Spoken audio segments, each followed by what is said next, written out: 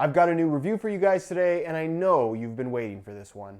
What's going on, guys? Josh from soccerreviewsforyou.com, bringing you my review plus on-feet video of the brand new K-Leather Puma One 19.1 in the Launch Power Up Pack colorway. This technically is the new one, but it's not actually that different from the old one. It's more of a refresh of the first one.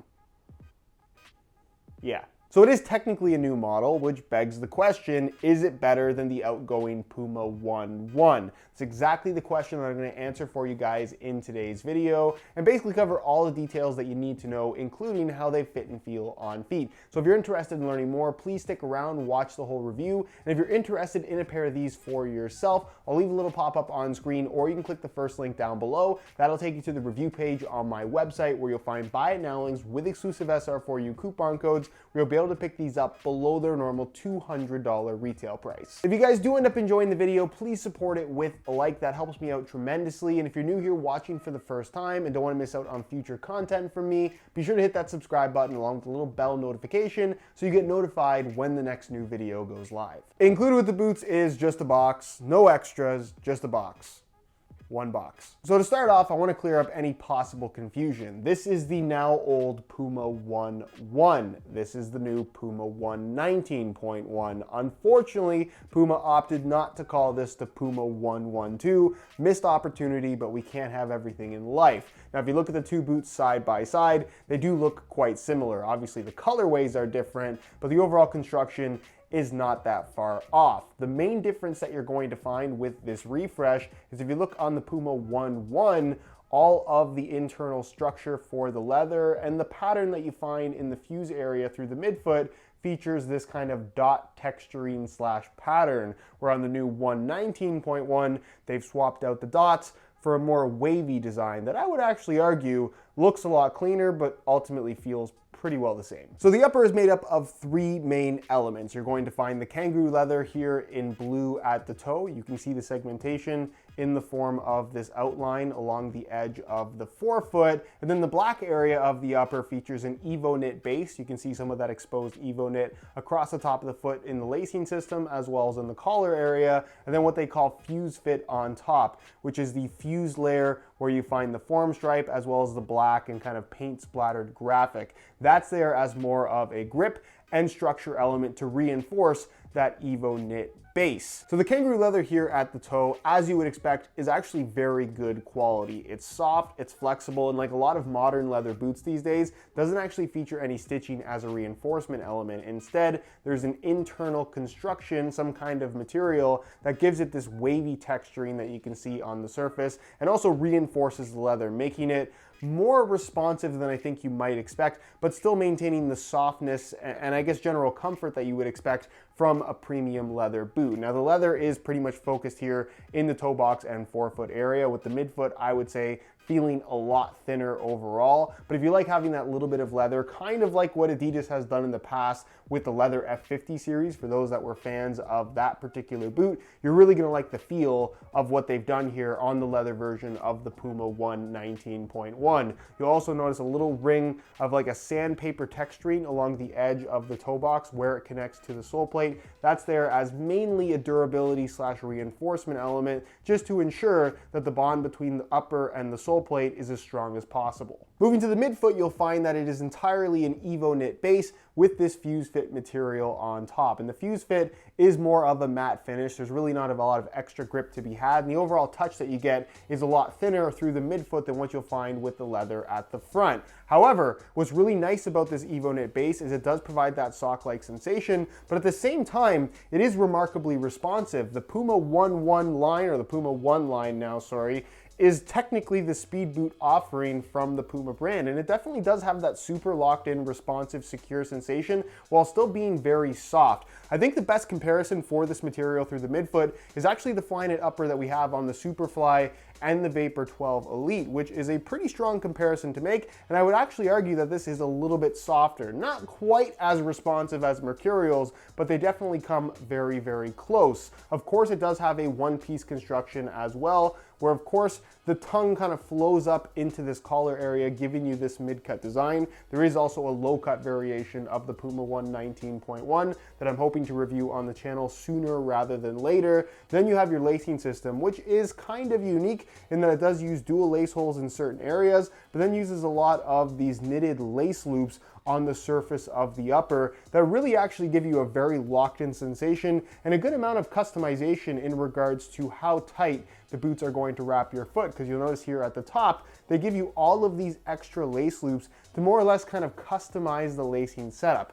Personally, if I'm being totally honest with you guys, I don't really feel the need to play around with this all that much. Just the regular setup I think works really well in terms of providing really solid lockdown in the heel and midfoot. But if it's something you want to experiment with just to change up the feel a little bit, it's not quite like the net fit system that you'll find on the Future line, but it's something along those lines. What I will say though is that if you value heel lockdown, this is probably the most locked in heel sensation you'll get from just about any boot out there right now. Moving to the rear of the shoe, you will find that it does have an external heel counter, which we'll talk about more in just a second. Of course, it does have a mid-cut design with the pull tabs here on the front and back, which definitely help when it comes to putting these on and taking them off. The collar, as it is with pretty much any collar, is pretty much just there for the sake of looks. Has nothing to do with lockdown, although you will find that the lacing system does come up pretty high at that top position should you choose to use it, which is part of the reason why the heel lockdown is so good. So I would say on this boot, more than any other mid-cut football boot, that the collar does actually play somewhat of a role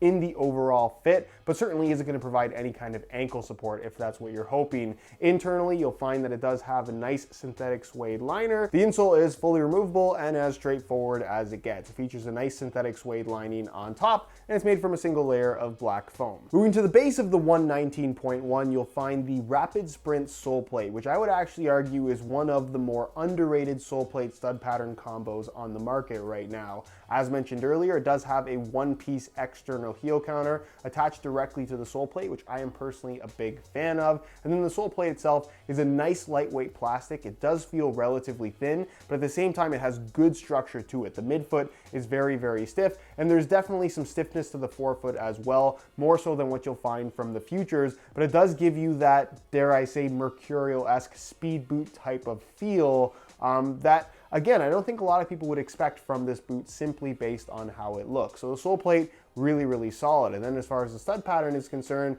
it's not too far off what you'll find from the Futures, but it is FG-AG, which is really nice. Like the Futures, I feel like the studs are maybe a little bit too long for use on artificial grass surfaces that are a little bit more on the shallow side, but on firm natural grass, the traction you get is really aggressive, and overall, it's a solid stud pattern. When it comes to weight, in a size 9.5 US, the leather version of the 119.1 weighs in at 7.2 ounces, which is pretty well the same as the Puma One that it replaces, and for the most part, as light as 95% of the top end boots out there right now from all the major brands. Are they the lightest speed boots out there? No, not necessarily, but if you're looking for that lightweight feel, you'll definitely get it from this boot. So I've swapped out the stock black laces for some light blue reflective SR4U replacement laces, which perfectly match and accent really nicely with the blue that you have at the toe on this particular colorway. SR4U laces are a great way to change up the style of your boots in an inexpensive way and just make them that much more unique than everyone else who has the exact same boots. So if you're interested in a pair for yourself, I'll leave a little pop-up on screen, or you can click the first link down below. They're available at sr4ulaces.com. So if you're interested in a pair, be sure to go ahead and check that out. On feet, the 119.1 is really comfortable out of the box. There really isn't much to break in here. It's more so just a matter of getting used to the way that they feel. And of course, the kangaroo leather at the toe, as you'll find with any natural leather material, the more you wear them, the more it softens up, it molds to the exact shape of your foot, and just becomes that much nicer. But what I really like about this boot, and what is deceptive based on the way that they look, is that they really do have a nice, secure, locked-in, responsive sensation through the midfoot and forefoot area, which you wouldn't necessarily expect. This is easily the best speed boot that Puma has had in the brand for a very long time. I would say more so than a lot of the Evo Speed models, which were more traditional in regards to having a typical speed boot design. Lockdown is really good in the heel, and again, overall comfort here is top-notch, all things considered. As far as width is concerned, these have some decent width to them, but can definitely fit nice and snug if you have a narrower foot as well. So for the most part, I'd say that these are going to fit just about anybody in regards to overall width.